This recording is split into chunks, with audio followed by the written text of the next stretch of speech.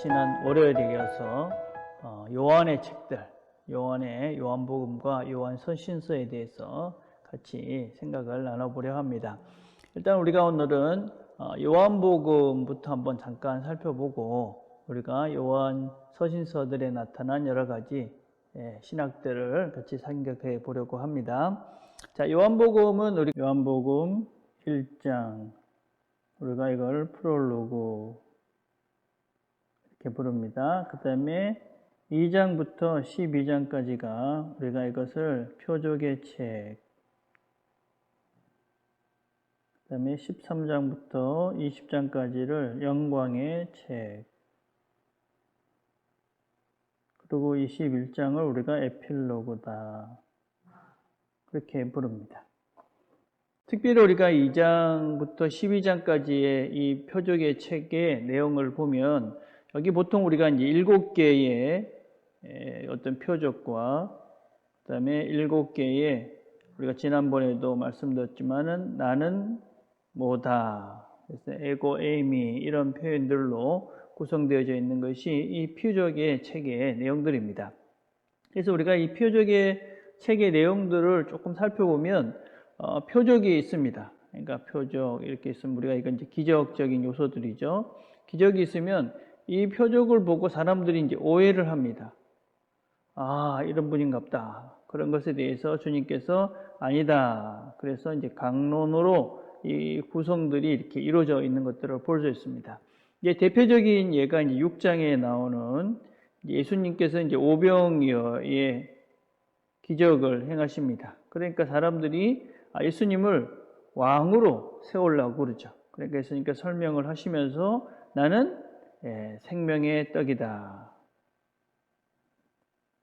그래서 예수님께서 이 오병이어를 통해서 보여주고 싶으셨던 것은 이분이 어떤 그런 물질을 이렇게 떡으로 많이 만들 수 있는 뭐 이런 차원의 분이 아니라 나는 너희들에게 영원히 목마르지 않죠. 굶주리지 않게 하는 이 생명의 떡을 너희들에게 주기 위해서 오신 사람이다 라는 것을 보여주고 있는 것이죠. 그래서 이 생명의 떡이신 그분이 결국은 우리가 요한복음 13장으로 가면 마지막 만찬 때에 자기의 이제 몸을 주시면서 이제 내가 너희들에게 이 몸을 줌으로 너희들에게 영원한 생명을 준다. 그렇게 이제 설명하고 있는 것이 이제 이 주님께서 이들에게 표적을 보여주신 이유들, 그렇게 설명해 나가는 그런 과정들이다라고 할 수 있습니다. 그래서 성경에서 보여주고 있는 이런 표적은 단지 표적이 목적이 아니라 그것을 통해서 주님께서 하시고자 하는 그런 근본적인 이유가 있는 것이기 때문에 우리의 삶도 마찬가지죠. 어떤 주님께서 보여주시는 기적적인 요소들은 그것 자체, 그것도 중요하지요. 그렇지만 그것을 통해서 정말 주님이 원하시는 것이 무엇인지를 알아가는 것이 훨씬 더 중요하다. 그렇게 할 수 있습니다. 자, 여러분들이 가지고 이제 교재를 이제 보시면서 같이 생각을 해봅시다. 자, 이번에 보면 요한서신서의 저자. 자, 요한서신서는 우리가 이제 예수님의 이제 사도 요한이다. 이렇게 이제 우리가 이야기를 하는데 여러 가지 이제 논란들이 많습니다. 왜냐하면 사도 요한이 이 서신서를 기록할 때는 대략적으로 90년 이후에 이 서신서들이 기록이 됐다. 그렇게 보기 때문에 그러면 요한이 90세가 훨씬 넘은 그런 나이에 이런 책들을 다 기록했단 말인가? 이런 이제 여러 가지 논란들이 있습니다. 불가능한 것은 아니지만 논리적으로는 사실은 잘 맞지 않죠. 이 당시에 평균 사람들이 이제 죽은 나이가 보통 한 50세 정도, 60세 뭐 이렇게 하면 장수했다 그러는데 90세까지 살면서 이 서신서를 기록했다. 여러 가지 이제 논란의 소지가 있을 수 있죠. 그렇지만 우리가 이제 이런 서신서를 기록했다 할 때 이것을 꼭 한 사람이 기록했다 이렇게 생각하실 필요는 전혀 없습니다. 그럼 바울 서신을 봐도 바울이 이 서신서를 기록할 때 혼자 기록하지 않았습니다. 대부분이 뭐 바울과 실라가, 바울과 디모데가, 그래서 여러 사람들이 이 서신서를 함께 기록했다는 것들을 볼 수가 있지요. 그래서 제가 이제 성경 공부 때도 말씀을 드렸지만 우리가 이제 뭐 한글을 누가 만들었냐? 그러면 세종대왕이 만들었다. 근데 세종대왕이 한글을 만들지는 않았죠.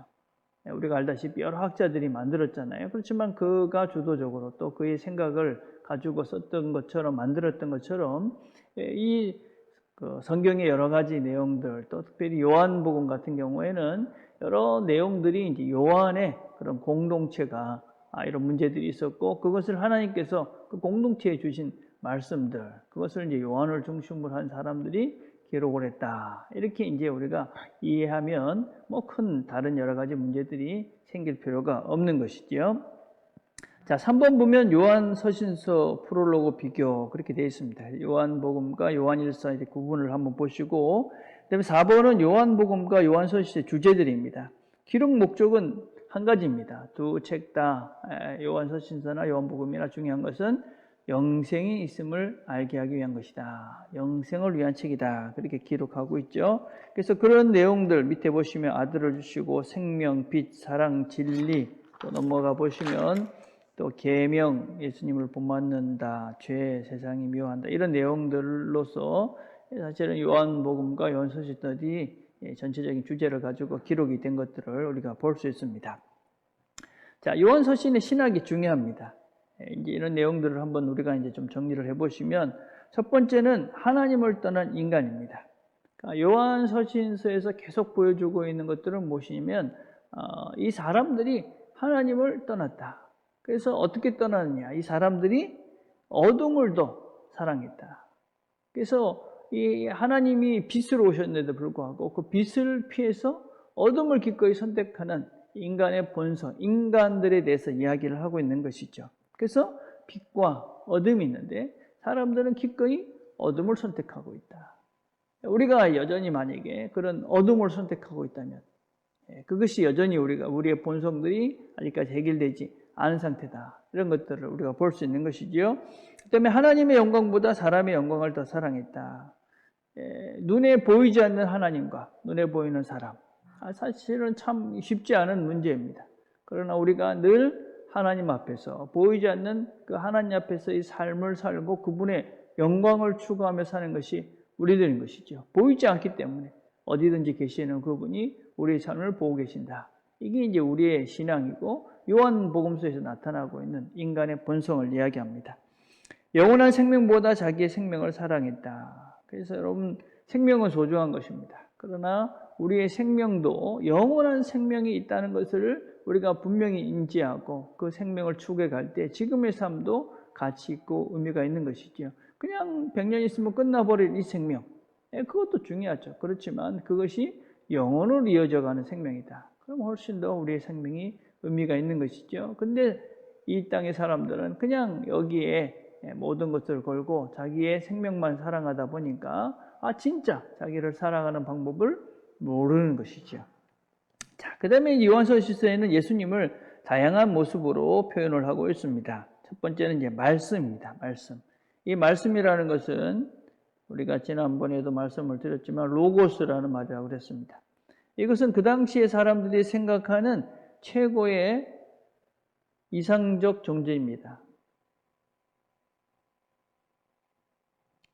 그 당시에 이 헬라 문화에서 로고스는 지금 우리가 이해하는 그런 신적인 존재로서의 자기들이 이해하는 최고의 그런 언어들입니다. 여러분, 우리가 이제 하나님 이렇게 부를 때 사실은 성경에 하나님이라는 말은 나오지 않죠. 하나님이라고 우리가 이제 번역을 한 것이죠. 하나님의 원래 이름은 야훼, 아니면 이스라엘 사람들은 Lord, the Lord 이렇게 이제 불렀죠. 주님이다 이렇게 불렀죠. 그렇지만 그것은 우리 이제 나라에 왔을 때 우리가 그분을 이해할 수 있는 가장 가까운 언어가 이제 하나님이죠. 한 분뿐인 하나님, 또 하늘에 계신 하나님, 이런 이제 초월적인 존재로서의 신개념이 우리는 이제 하나님이라는 표현으로 되어져 있기 때문에 우리가 이제 하나님 이렇게 이제 우리가 이제 부른 것이죠. 마찬가지로 이스라엘 사람들이 이제 헬라 문화권에 사는 이 사람들에게 가장 하나님에 대해서 잘 이해할 수 있는 존재, 그게 이제 말씀, 로고스. 그래서 이제 로고스다. 그 말씀으로 우리 가운데 오신 분이다. 그분은 영원한 그런 완전한 분인데 그 영원한 하늘나라에 계신 그분이, 영원한 세계에 있는 그분이 우리한테 오셨다. 이게 이제 로고스라는 말로, 말씀이라는 말로 표현되어진 것이다. 이렇게 볼 수가 있죠. 자, 그 다음에 예수님은 계시자입니다. 계시자라는 것은 그분은 이제 하나님을 보여주시는 분이다. 그런 뜻입니다. 계시는 다른 것이 아닙니다. 계시는 하나님의 뜻, 하나님을 보여주는 것입니다. 분. 자, 그래서 그분은 이제 계시자입니다. 그래서 그분은 말씀을 통해서 하나님을 설명해 가시고 그분의 삶을 통해서 하나님을 보여주시는 분이죠. 그래서 예수님은 계시자다. 그 다음에 그분은 이제 구원자가 되십니다. 구원. 이 구원이라는 것을 이해하는 것은 대단히 이제 복잡한 개념이 있습니다. 그렇지만 요한복음에서의 구원은 진리입니다. 진리가 자유케 한다. 그래서 구원은 자유다. 그래서 여러분 이제 이미 15장 3절에 보면 뭐라고 이제 요한복음에서 선언을 하고 있냐면 너희들은 이미 깨끗해졌다. 깨끗해졌다. 깨끗해졌기 때문에 너희들은 그 진리를 더 이상 그 죄에 대해서 매여 있을 존재가 아니라 이제 너희들은 진리를 찾아서 그 진리 대신 그분과 함께 그분을 닮아가면서 살 수 있는 존재가 됐다. 이런 것들을 이제 설명하고 있죠. 그래서 그분은 우리의 구원자가 되셔가지고 우리가 진리, 자유롭게 진리를 찾아서 살아갈 수 있는 존재가 됐다. 그런 걸 우리에게 이제 해줄 수 있는 분이다. 그렇게 이제 설명하고 있는 것이죠. 자, 그다음에 그분은 이제 아들이다, 독생자다. 우리가 이제 이 말은 그분은 하나님이시다. 그 씨가 다른 것이다. 그랬습니다. 우리는 하나님의 양자가 된 것입니다. 그렇죠? 양자됨입니다. 근데 그분은 본질적으로 하나님이시죠. 하나님의 아들이다라는 말은 그분은 하나님이시다. 이런 표현이 있다고 말씀을 드렸습니다. 자, 세 번째 우리가 신앙의 어떤 성장의 단계들이 있습니다. 신앙이라는 것은 그냥 어느 날 갑자기 완벽한 존재가 되지는 않습니다. 어떤 단계들이 있는데 이 요한복음에서 그런 것들을 아주 잘 보여주고 있습니다. 첫 번째 단계가 뭐냐면 이제 표징의 단계입니다. 표징. 그래서 표적, 기적 이런 것들을 이제 우리가 처음 이제 신앙생활을 하게 되면 하나님 뭐 이런 것들 기적을 보여주세요. 뭐 이렇게 낫게 해주세요. 그런 것들을 우리가 기대를 하죠. 그런 것들이 뭐 나쁜 건 아닙니다. 근데 그 단계에 머물러서는 안 되는 것이죠. 이제 그 다음 단계가 뭐냐면 말씀에 대한 반응입니다. 내가 이 말씀, 표적을 통해서 하나님께서 나에게 말씀하시는 것이 무엇인가, 이런 걸 이제 깨달아가는 단계가 되는 것이죠. 그래서 표적 자체보다도 그 표적을 통해서 드러난 하나님의 뜻, 하나님의 말씀, 또 우리 삶 속에서 하나님이 예수님께서 삶과 또 말씀을 통해서 우리에게 보여주신 그 말씀 자체에 우리가 이제 집중하게 되는 것이죠. 자, 세 번째 단계는 뭐냐면 이제 진리를 증언하는 단계가 되어집니다. 내가 그 삶을 살아보니 이것이 진리고 이것이 자유로운, 그러니 이것을 이제 증거하는 것이죠. 증거한다고 이야기할 때도 이제 다양한 이제 여러 가지 이제 방편들과 또 이런 개념들이 있죠.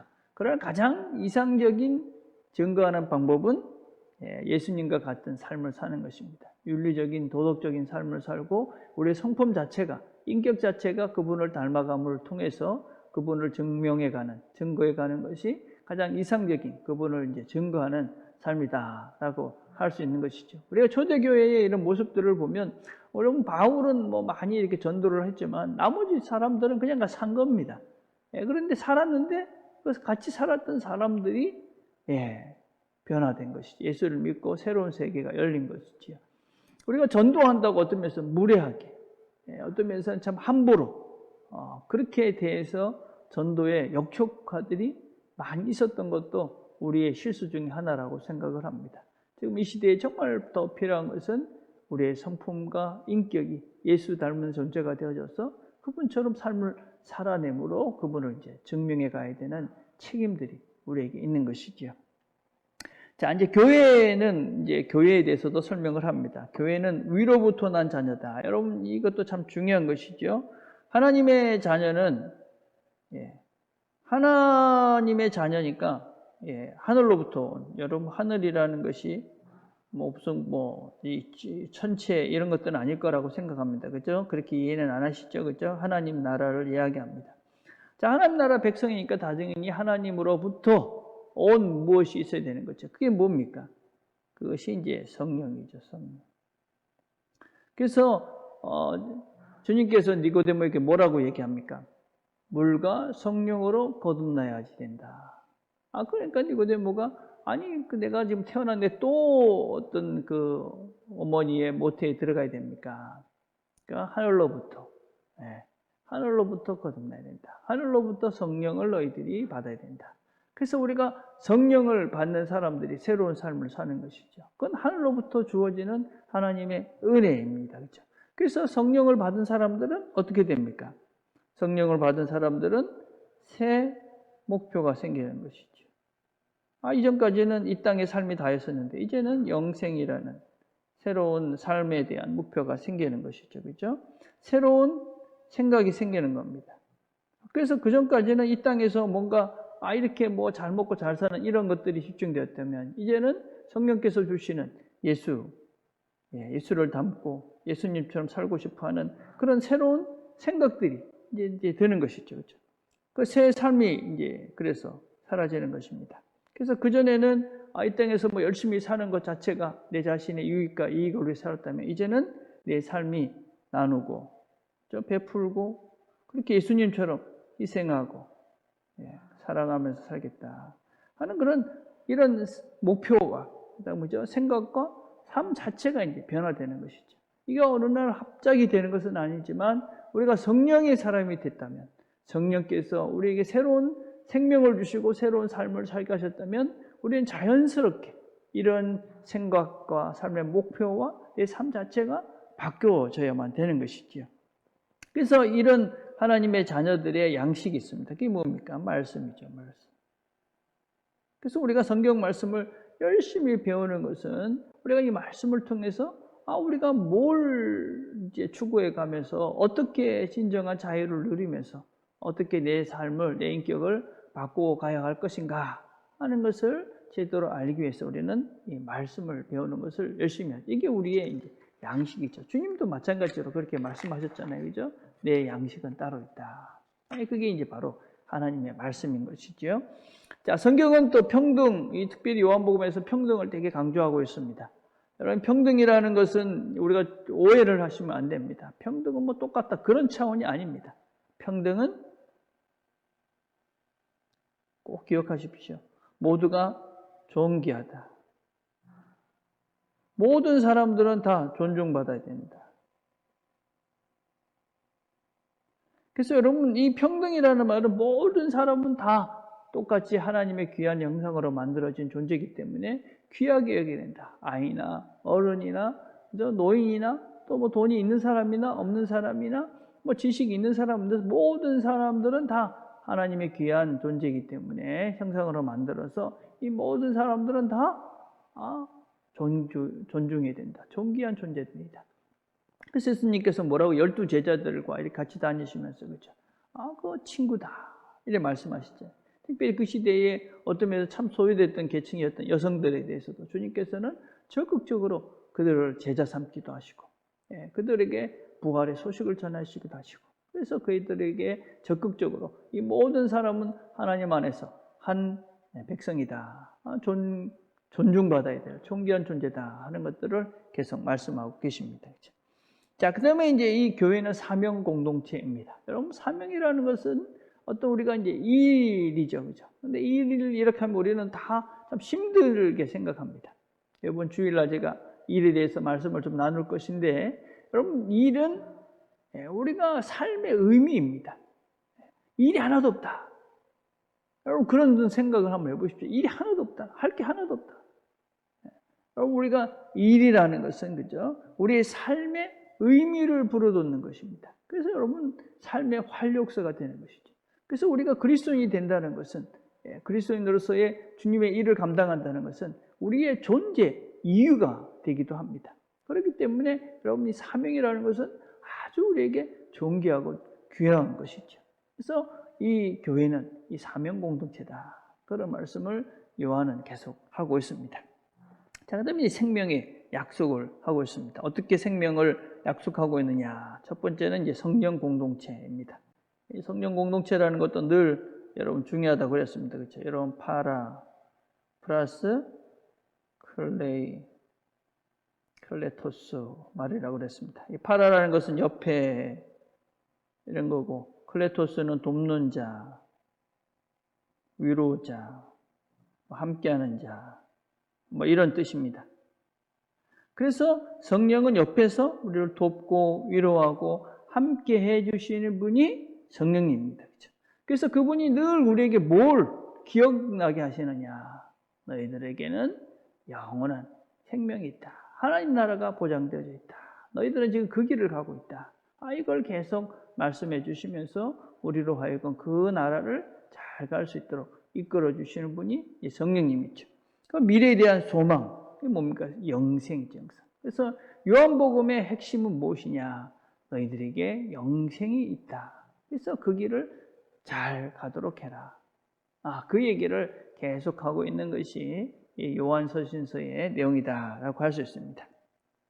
자, 우리가 이제 요한서신서를 보면서 이제 몇 가지 우리가 이제 생각을 해봐야 되는 것들이 있습니다.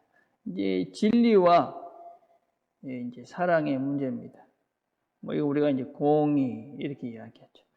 여러분, 근데 이 진리와 공의의 이 사랑의 문제들에 있어서 늘 우리가 좀 잘못되면, 여러분, 진리가 있고 그다음에 사랑이 없으면 어떻게 됩니까? 이건 비난이 됩니다. 네. 근데 사랑은 있는데 진리가 없으면 어떻게 됩니까? 이 무책임한 것이 되죠. 네. 그래서 여러분, 이 두 개가 아주 잘 조화를 이뤄야 되는 것은 대단히 중요합니다. 그럼에도 불구하고 우리가 무엇을 우선해야 되느냐? 이렇게 볼 수 있습니다. 여러분, 사랑은 인격입니다. 그렇죠? 근데 진리는 분별력입니다. 어떤 게 더 중요하냐? 인격이 훨씬 더 중요합니다. 그래서 인격이 준비되지 않은 사람들이 분별만 있으면 어떻게 될까요? 계속 비난하고 그냥 정죄하고 판단하고. 어떤 면에서는 이제 그동안 한국교회가 겪었던 여러 가지 아픔 중에 하나가 무엇이냐면 인격, 이 사랑이 없는데 그냥 분별력은 있어서 옳고 그른 것만 따지는 것이죠. 그러다 보니까 남을 정죄하고 비난하는 것은 익숙한데 남을 용서하고 이해하고 덮어주고 관용하고 이런 부분들이 부족한 게 지금 한국교회의 안타까운 모습 중에 하나라고 생각합니다. 그래서 우리가 무엇을 더 중요하게 생각하느냐? 사랑. 하나님을 사랑하듯이. 하나님이 우리를 어떻게 하셨을까요?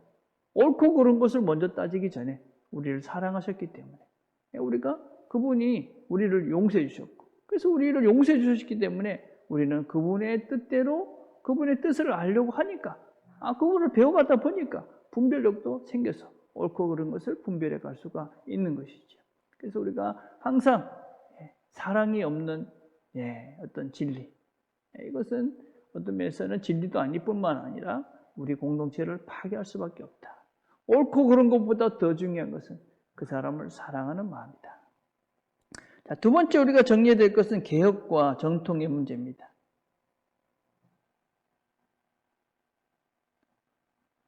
여러분, 우리의 전통이라는 것은 나쁜 것은 아닙니다. 근데 이 전통 중에 우리가 지켜가야 될 것이 무엇인지를 잘 분별하셔야 됩니다. 전통에 있어서 중요한 것은 무엇이냐면 원리를 지키는 것입니다. 원리. 여러분, 우리가 잘못하면 이 전통을 지키는 것을 형식을 지키는 것이라고 오해를 하시면 안 됩니다. 여러분, 형식을 지키는 것이 아닙니다. 우리 원리를 잘 지켜가야 되는 것입니다. 예를 들자면 여러분, 제가 그런 설명을 하죠. 그죠? 원리는 물입니다. 물. 형식은 여러분 이렇게 네모도 될 수 있고 세모도 될 수 있고 동그라미도 될 수 있고 별로 될 수가 있습니다. 이런 원리를 시대마다 사실은 다 다르게 이렇게 바뀔 수 있는 것이죠. 옛날에는 네모가 맞았습니다. 근데 지금은 이제 세모의 모양이 필요합니다. 그럼 세모로 가야 되는 것이죠. 그런데 이 네모를 끝까지 고집하고 이 네모의 형식을 세모의 세상에다가 집어넣으려고 그러니까 다 깨져버리는 것이죠. 다 파괴가 되는 것입니다. 원리는 물입니다. 물. 그래서 이 원리를 네모날 때는 네모나게 갖다 부으면 됩니다. 세모난 세상에는 세모난 세상에 맞게 그 물을 갖다 부으면 되죠. 동그라미 된 세상에는 이 원리를 동그랗게 적용을 해야 되는 것입니다.